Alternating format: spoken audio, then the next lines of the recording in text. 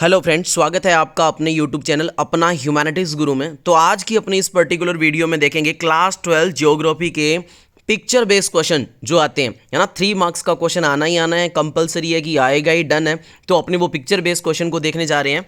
तो देखो आपके सामने वीडियो शुरू कर रहे हैं अपने। सबसे पहला क्वेश्चन है कि इस तरह से आपको एक पिक्चर दी जाएगी और आपको कहा जाएगा कि आइडेंटिफाई करो ये रेलवे लाइन कौन सी है। तो आपको इस पिक्चर को देख के आइडेंटिफाई करना है कि ये रेलवे लाइन कौन सी है। तो इसके आप वेस्ट साइड में देखो, यानी कि अपने लेफ्ट हैंड की तरफ देखो, तो आपको दिखेगा एसटी पिट्सबर्ग। और जब आप अपनी राइट साइड की तरफ देखोगे, यानी कि ईस्ट साइड में देखोगे, तो आपको दिखेगा व्लादिवोस्तिक। तो आपको इन दोनों नामों की पहचान करनी है और इसको देख के आपको याद आ जाएगा कि ये जो ट्रांस कॉन्टिनेंटल रेलवे है ये कौन सा है, ये है ट्रांस साइबेरियन। कौन सा है? Trans Siberian. अब आप कहोगे सर इसकी तो पिक्चर के ऊपर नाम लिखा हुआ है रशिया, तो वहां पर ये नाम रशिया पिक्चर पे नहीं लिखा होगा एग्जाम में।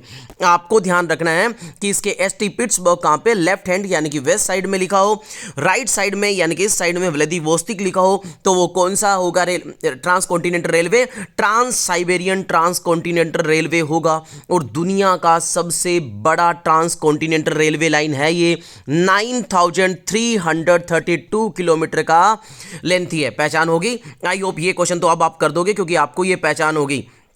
कोई भी नाम को याद रख लो, वैसे नाम यही याद रखने हैं जो कॉर्नर से जिससे शुरू हो रहा है और जिस पे खत्म हो रहा है। इसके अलावा इसमें मॉस्को भी आ रहा है, तो मॉस्को को भी देख के आप ध्यान रख सकते हो।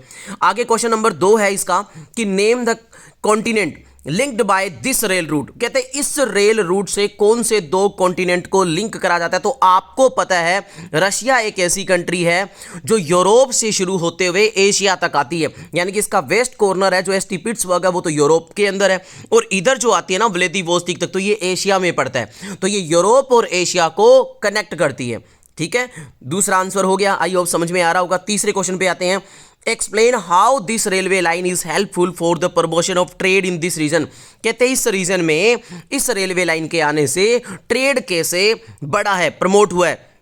तो आपको क्या लिखना है भाई, यहां से कुछ रट्टा मत मारो, आप सिंपल ये लिखो कि भाई इस रीजन से ट्रेड क्यों बढ़ा है, क्योंकि ये यूरोप और एशिया को कनेक्ट करता है, पहली बात। दूसरी बात, ये वेस्ट के अंदर एसटी पिट्सबर्ग और यहां पर मॉस्को, और इसके ही इसी के पास यहां पे आगे जाके यूराल माउंटेन आती है, और यूराल माउंटेन वही पॉइंट है जहां पे रशिया यूरोप और एशिया में डिवाइड होता है। यानी कि यूराल माउंटेन के वेस्ट साइड में कहां चला जाता है, ये यूरोप में, और ईस्ट साइड में कहां, एशिया में। तो कहते हैं यूराल माउंटेन से लेके और ये आगे इसकी कुछ एक एरिया लिख दो कि मॉस्को इनको ज्वाइन करती है। आगे एक एरिया का नाम याद रखो चीता, इनको जोड़ती है, और फिर लास्ट में लिखो व्लादिवोस्तिक। तो इन एरिया को जोड़ती है जिसमें बीच में कई सारे क्या आते हैं, मैन्युफैक्चरिंग सेंटर आते हैं। तो इस तरह से अगर आप लिखोगे तो भी नंबर मिल जाएगा। बाकी अगर रट्टा लगाना है तो लगा लो कि this railway line run across the Ural mountain आगे एंड कनेक्ट एग्रो सेंटर है यहां पे चीता, और दूसरे का नाम है इरकटस्क करके, जो भी नाम है बेटा इसका प्रोनाउंसिएशन देखना, इरकटस्क करके ये नाम है, इनको कहते जोड़ता है, और इसके बीच में कई सारे मैन्युफैक्चरिंग सेंटर आते हैं तो इनको कनेक्ट करता है। तो आप 1 या 2 नाम याद रखो। इसके अलावा आप ये भी लिख सकते हो कि ये इंपॉर्टेंट इसलिए भी है क्योंकि ये यूरोप को एशिया से कनेक्ट करता है, जिसके बीच में डिफरेंट एग्रो और कौन से मैन्युफैक्चरिंग एरियाज आते हैं उनको कनेक्ट करता है। तो ऐसे भी लिखोगे तो भी आपको मार्क्स मिल जाएंगे, लेकिन 1-2 इंपॉर्टेंट बीच के एरिया के नाम याद रख लो, ताकि आपको और भी क्वेश्चन आ सकता है कि कौन कौन से इंपॉर्टेंट एरिया को जोड़ता है। तो आप एसटी पिट्सबर्ग और व्लादिवोस्तिक तो वैसे ही याद होगे। इसके अलावा मॉस्को याद रखना है, ठीक है। यूराल माउंटेन का एरिया वैसे बोल दोगे, चीता एरिया याद रख लो। एक आधा कोई भी याद जो आपको आसानी से हो सके, जैसे ओम्स करके एरिया है वो आसान है, आपको नाम याद रखे तो आप रख सकते हो। अंगर्स करके एरिया है वो भी आप याद रख सकते हो कि इन एरियाज को इंपॉर्टेंट को जोड़ता है। आई होप समझ में आ रहा हो, बड़ा आसान है, एक आधे एरिया याद रख लो आपके सही हो जाएंगे। बस नाम याद रखना कि रशिया वहां पे नहीं दिया जाएगा, आपको इसके कॉर्नर के नाम याद कर लो कि वेस्ट में कौन सा है, ईस्ट में कौन सा है। आगे बात करते हैं, क्वेश्चन नंबर 2 पे आते हैं। तो क्वेश्चन नंबर 2 की पिक्चर आपके सामने स्क्रीन पे दिख रही होगी आपको। अब इसको देख के बताना, जैसे इसका पहला क्वेश्चन है name the railway line shown on this map. कहते हैं इस मैप में शो करी रेलवे लाइन को बताओ। तो वही पॉइंट याद रखो, लेफ्ट हैंड की तरफ, यानी कि इसके वेस्ट कॉर्नर की तरफ, यानी कि जहां पे पैसिफिक ओशियन लगता है वहां पे कौन सा एरिया आता है, वैनेकोवर आता है। वैनेकोवर याद रखना है। और दूसरा एरिया ये वैनेकोवर से ईस्ट के अंदर, यानी कि अपने राइट हैंड की तौर, यानी कि अटलांटिक ओशियन से ज्वाइन होता है, वहां पे कौन सा एरिया आता है, सिडनी, और सिडनी से नीचे हैलिफैक्स आता है, तो आपको सिडनी याद रखना है। तो ये कहां पे आता है, ये कनाडा का है, वहां पे कनाडा नाम नहीं दिया होगा, सिडनी देख के आप ऑस्ट्रेलिया नहीं समझना है, इसका दूसरा कॉर्नर देख लेना, वैनकूवर है, ये कनाडा के अंदर पड़ता है ना, और नीचे हैलिफैक्स भी आएगा। अब बात करते हैं ये इसके इंपॉर्टेंट एरिया कौन कौन से आपको याद रखने हैं। तो मॉन्ट्रियल रीजन याद रह जाएगा, कौन भूल सकता है। मॉन्ट्रियल रीजन में 1987 में कुछ साइन किया गया था, अगर आप याद कर सकते हो तो ना, कौन सा, मॉन्ट्रियल प्रोटोकॉल साइन हुआ था। इसके अलावा ओटावा इंपॉर्टेंट रीजन है, क्यूबिक इंपॉर्टेंट रीजन है, ठीक है, इनको ये ज्वाइन करता है। तो अब देखो नीचे बात करते हैं कि ये ट्रांस कैनेडियन रेलवे लाइन है और इसकी जो लेंथ है वो 7050 किलोमीटर है। सबसे बड़ा ट्रांस कॉन्टिनेंटल रेलवे कौन सा था, ट्रांस साइबेरियन, जो कि रशिया के अंदर था, जिसकी लेंथ कितनी थी, 9332 किलोमीटर। तो इसकी लेंथ कितनी है, 7050 किलोमीटर, ये दूसरे नंबर का है ना। आगे बात कर लेते हैं, name the terminal station of the railway along the Atlantic coast. अब देखो क्वेश्चन आ गया कि अटलांटिक कोस्ट पे ज्वाइन होने वाले टर्मिनल जो स्टेशन है उनके नाम बताओ। तो कौन सा है, देख लो यहाँ पे हैलिफैक्स है, कौन सा है, हैलिफैक्स है अटलांटिक कोस्ट पे। तो ये हो गया हमारा क्वेश्चन।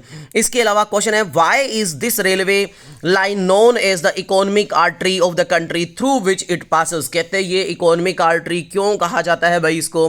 तो भाई सिंपल सी बात है, ये इनका जो क्यूबिक मॉन्ट्रियल इंडस्ट्रियल रीजन है, इसको इनकी व्हीट बेल्ट है जिसको प्रेरी रीजन बोलते हैं, उनके साथ जोड़ता है, इसलिए ये इनकी इकोनॉमिक आर्टरी है। यानी कि यहां से एक तरफ से इंडस्ट्रियल रीजन को, दूसरी तरफ से जहां पे अपने एग्रो बेस यानी कि व्हीट बेल्ट है, जिसको आपको पता है नॉर्थ अमेरिका में प्रेरी रीजन कहा जाता है, उनको ये जोड़ता है। तो इसीलिए ये क्या है, इंपॉर्टेंट है। तो ये बात आप लिख सकते हो। इसके अलावा मेंशन एनी टू कैरेक्टरिस्टिक्स, कहते हैं इस रेलवे लाइन की अगर कैरेक्टरिस्टिक्स पूछ ले तो 7050 किलोमीटर का लंबा है ये, और ये इंडस्ट्रियल रीजन को व्हीट बेल्ट से जोड़ता है। तो आई होप ये समझ में आ रहा होगा कितना आसान है। ठीक है, एक बार इसको चेक कर लो। चाहे नाम वहां पे नहीं दिया होगा फोटो के अंदर, कंट्री का नाम जैसे इसमें कनाडा दिया वो नहीं दिया होगा, वो हटाया जाएगा, तभी तो आपको क्वेश्चन पूछा जाएगा ना। चलो आई होप समझ में आ गया होगा। चलो आगे बढ़ते हैं अभी थर्ड क्वेश्चन के ऊपर। नाम दे रखा है ऑस्ट्रेलिया, तो अभी तो आपको पता चल रहा है कि ये ऑस्ट्रेलिया का होगा, लेकिन वहां पे नाम नहीं दिया जाएगा। क्वेश्चन बात कर लेते हैं कि name the railway line shown in the given map. कहते हैं इस मैप में दी गई रेलवे लाइन के बारे में बताओ। तो रेलवे लाइन कहां से, पर्थ से लेके सिडनी तक जा रही है। पर्थ कौन सी साइड में, यानी कि लेफ्ट, यानी कि वेस्ट कोस्ट में पर्थ से ईस्ट साइड में सिडनी तक जाता है। वहां पे आपको लेफ्ट साइड राइट साइड नहीं लिखनी भाई, वहां पे आपको ईस्ट वेस्ट ही लिखना है। बस सिर्फ मैं तो आपको बता रहा हूं यहां पे समझाने के लिए, ठीक है। तो ये ऑस्ट्रेलिया के अंदर है, ठीक है। इसके अलावा ऑस्ट्रेलिया से नीचे भी है, ऑस्ट्रेलिया में तो सिडनी से नीचे कहां जाता है, मेलबर्न तक जाता है। चलो अब बात कर लेते हैं इसके नेक्स्ट क्वेश्चन की कि which are the two terminal station of this railway. इस रेलवे के दो टर्मिनल स्टेशन कौन से है भाई, एक पर्थ है। पर्थ कौन से कॉर्नर पे पड़ता है इसके, तो अभी जस्ट अपने पढ़ के कौन से है, ये देखो वेस्ट साइड में, मैं इसको जूम कर रहा हूं, कौन सी साइड में, वेस्ट साइड में पढ़ के आए तो पर्थ, और दूसरा ईस्ट साइड में कौन सा, सिडनी। तो इनको वेस्ट और ईस्ट में पर्थ और सिडनी को ये जोड़ता है, तो आपको ये बात याद रखनी है।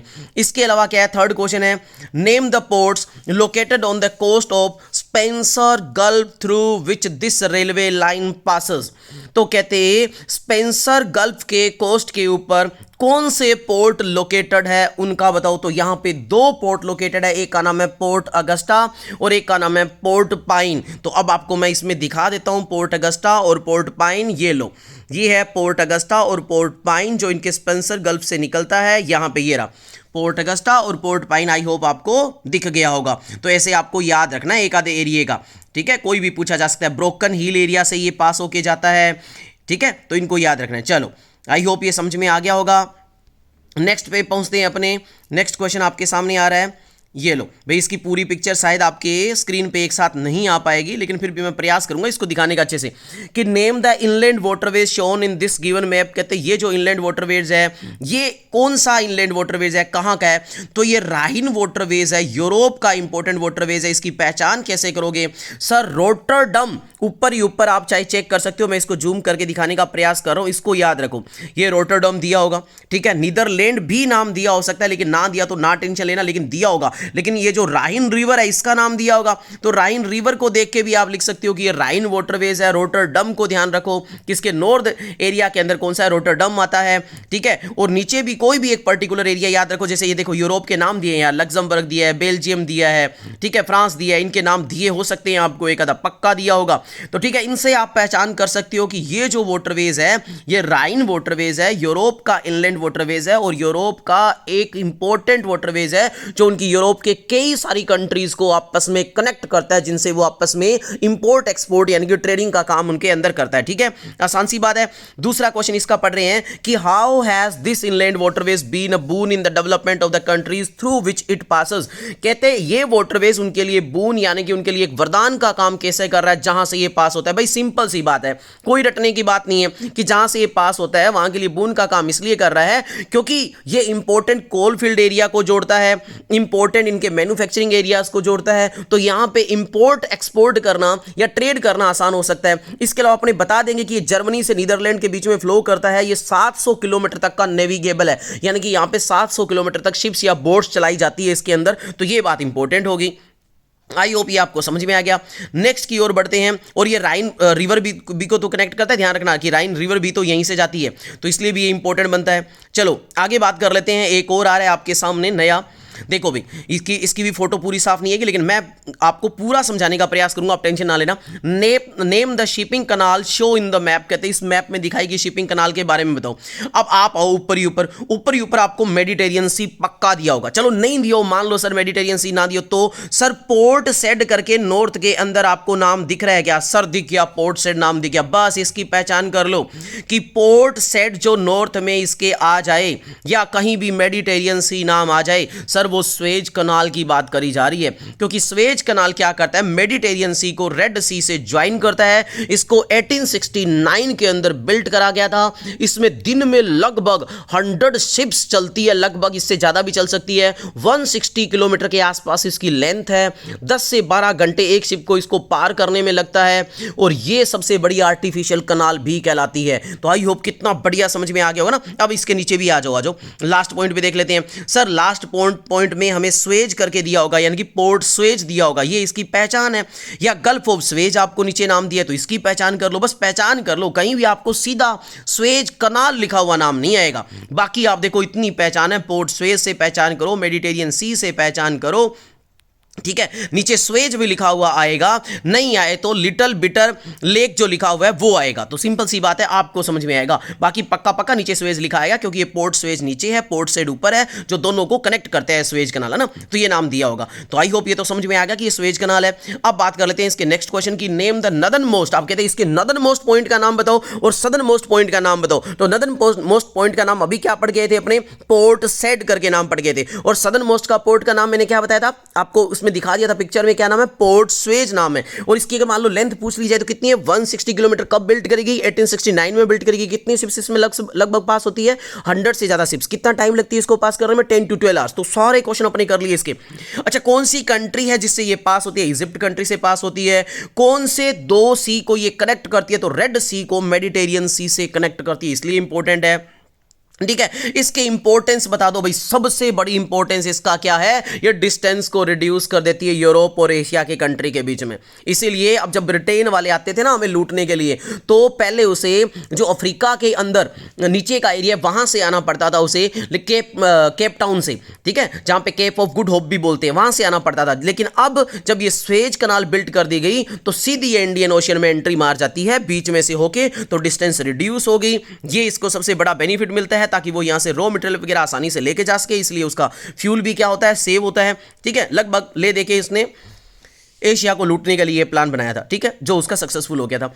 What do the railway line and fresh water canal indicate about the relief of the region shown in the map. कहते हैं ये रेलवे लाइन क्या इंडिकेट करती है फ्रेश वाटर के बारे में और रिलीफ रीजन के बारे में। तो देखो क्या है, it shows that the relief is desert, क्योंकि वहां का डेजर्ट एरिया है, आपको भी पता है। वेयर दिस कैनाल पासेस, जहां से ये कैनाल पास हो रही है ना, ठीक है। How did relief help in reducing the cost, कहते कोस्ट को कैसे रिड्यूस करा गया। तो सिंपल सी बात है, इस कैनाल को बनाने से कोई ऑब्स्टेकल नहीं, और सबसे बड़ी बात है इस कैनाल को बनाया गया without lock system. Lock system का मतलब होता है कहीं पर भी है ना, इसको पानी को ऊपर चढ़ाने के लिए कोई ऐसा सिस्टम नहीं लगाया गया, मतलब कोई मैकेनाइज सिस्टम, कोई मोटर वगैरह नहीं लगाई गई है पानी को चढ़ाने के लिए। सीधा आसानी से काट दिया गया, क्योंकि डेजर्ट इलाका था, टिब्बा था, तो इसको काट दिया गया। अगर चट्टानें होती है ना, बड़ी बड़ी माउंटेन्स होती है, तो उनको काटने में दिक्कत आती है, तो वहां लॉक सिस्टम बनाया जाता है। तो पनामा कैनाल में लॉक सिस्टम से बिल्ड करा गया था पनामा कैनाल को, जो अपने आगे अभी क्वेश्चन देखेंगे। तो आई होप ये समझ में आ गया। आगे बढ़ते हैं नेक्स्ट क्वेश्चन की ओर।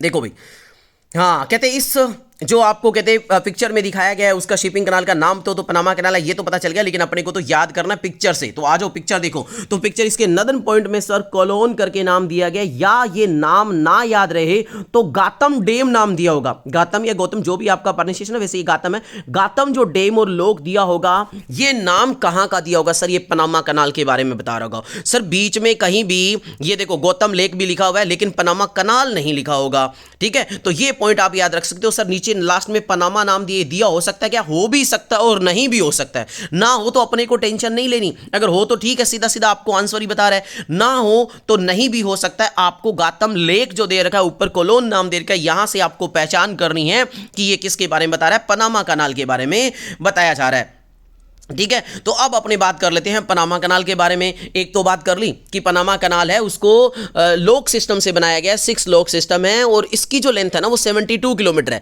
जबकि स्वेज कनाल की कितनी है 160 किलोमीटर, इसकी लेंथ कितनी है 72 किलोमीटर है, ठीक है। और एक लोक जो सिस्टम 6 लोक सिस्टम बनाए, तो एक लोक सिस्टम की कितनी लेंथ होगी 12, तभी तो 12 6 कितने होते हैं 72, ठीक है। तो ऐसे करके आप याद कर सकते हो। इसकी इंपॉर्टेंस, सबसे इंपॉर्टेंट भाई ये बात है कि इसको बिल्ड करने से ना यूएसए के अंदर 2 इंपॉर्टेंट रीजन है, एक का नाम है न्यूयॉर्क और दूसरा नाम है सैन फ्रांसिस्को। उसके बीच में लगभग 12,000 किलोमीटर डिस्टेंस रिड्यूस हो गई है इसको बनाने से। यहां पे लोक सिस्टम से इसको क्यों बनाया गया? क्योंकि यहां पे माउंटेन्स थी, उनको काटना आसान नहीं था, वो हायर एलिवेशन पे थी, इसलिए यहां पे इसको लोक सिस्टम से बनाया गया। डिफरेंट मतलब पार्ट्स में इसको डिवाइड करा गया पानी को ऊपर चढ़ाने के लिए, ठीक है। ये चीज है इसका, ठीक है। और क्या बात है भाई इसका? अच्छा, ये कहते कौन से 2 ओशियन को जोड़ता है? तो ये पैसिफिक ओशियन और अटलांटिक ओशियन को जोड़ता है। आपको पता है ये कहां पे है कि नॉर्थ अमेरिका और जो साउथ अमेरिका है उसके जस्ट ऊपर का पार्ट है ये। बेसिकली इसको नॉर्थ अमेरिका में कहा जाता है, पड़ता है, लेकिन जैसे ही साउथ अफ्रीका के ऊपर है वहां पे पनामा नाम की एक कंट्री है, वहां पे ये बनाया गया, ठीक है। तो आई होप आपने पनामा जंगल का नाम भी सुना होगा, तो वहां पे इसको बनाया गया। आसान है, एकदम आसान है, देखो आपको याद हो जाएगी। इसके बारे में इंपॉर्टेंट क्वेश्चन क्या है? एक तो 12,000 डिस्टेंस रिड्यूस करती है किसके बीच में? न्यूयॉर्क और सैन फ्रांसिस्को के बीच में। एक क्या हुआ है, ये कौन से 2 ओशियंस को ज्वाइन करती है? अटलांटिक ओशियन और पैसिफिक ओशियन को ज्वाइन करती है। और क्या है, और सबसे बड़ी बात ये है कि इसको लोक सिस्टम से बनाया गया, इसकी लेंथ है वो 72 किलोमीटर है। तो आई होप ये क्वेश्चन भी आपको समझ में आ गया होगा। अब अपने एक और मेरा दिखाया हुआ है पिक्चर बेस्ड क्वेश्चन, ये वाला, कि इस वाले को पिक्चर देके आपके क्वेश्चन पूछा जा सकता है। ये अपने डेमोग्राफिक फेजेस को दिखाता है, डेमोग्राफिक स्टेजेस को दिखाता है। तो ये क्या इंडिकेट करता है, ये देके आपके इसके नीचे क्वेश्चन पूछे जा सकते हैं। मैंने क्वेश्चन नहीं डाले, मैं सीधा आपको बता देता हूं कि स्टेज फर्स्ट किसको इंडिकेट करता है। मान लो पूछ लिया जाए तो स्टेज फर्स्ट इंडिकेट करता है कि जिस टाइम में बर्थ रेट भी ज्यादा थी और डेथ रेट भी ज्यादा थी, मतलब आज से 200 साल पहले लगभग कहते जब टेक्नोलॉजी नहीं थी, ज्यादातर कंट्रीज एग्रीकल्चर पर डिपेंड करती थी, तब ये कंडीशन हुआ करती थी। आज के टाइम में मतलब कौन सी कंट्रीज में लाई करती है? तो बांग्लादेश हो गया, रेन फॉरेस्ट हो गया, ट्राइब कहते हैं उसमें आती है। सेकंड जो फेज आती है उसके अंदर बर्थ रेट तो उतनी ही रहती है, लेकिन मोर्टिलिटी रेट कम हो जाती है क्योंकि सैनिटेशन की और हेल्थ की फैसिलिटी अच्छी हो जाती है। इसमें पेरू, श्रीलंका और केन्या लाइक करती है। और थर्ड स्टेज वो होता है जिनमें मेनली डेवलप्ड कंट्री आती है, जिस स्टेज में फैमिली के साइज को जानबूझ के कंट्रोल करा जाता है, लोगों को टेक्निकल नॉलेज हो जाती है, लोगों की लिटरेसी रेशियो अच्छा हो जाता है, तो बर्थ और डेथ दोनों डिक्लाइन हो जाती है। और बर्थ और डेथ दोनों डिक्लाइन किसकी है रियल में? तो जो डेवलप्ड कंट्री है, जैसे कनाडा हो गया, जैसे जापान हो गया, जैसे यूएसए हो गया, यानी कि उनकी पॉपुलेशन में ग्रोथ ना के बराबर होती है क्योंकि उनकी बर्थ और डेथ दोनों ही क्या है, कम है। तो इस तरह से आपका जो क्वेश्चन आएगा, मैंने आपको एक्सप्लेन कर दिया कि अगर इसका भी पिक्चर बेस्ड क्वेश्चन आता है तो आप कर सकते हो। तो आई होप आपको इस वीडियो से पक्का कुछ ना कुछ सीखने को मिला होगा। फिर भी कोई कमी रही हो तो दिल से क्षमा चाहता हूं। अगर वीडियो अच्छी लगे तो भाई लाइक और कमेंट कर देना। मिलते हैं एक नई वीडियो में नए टॉपिक के साथ। जय हिंद, जय भारत।